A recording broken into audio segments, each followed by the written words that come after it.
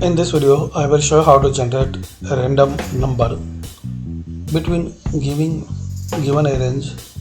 So visit this website and click random number generator.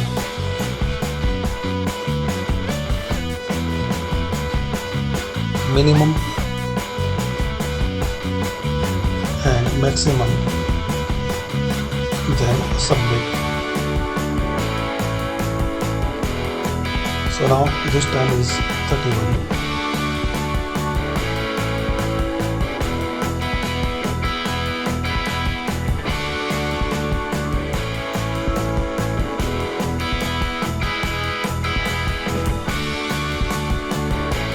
Like this.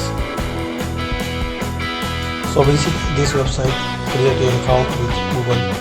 There are almost 1500 tools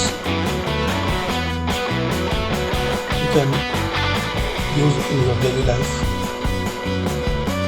Comment about this tool website, it's my own, and give your feedback and suggestions. So thanks for watching.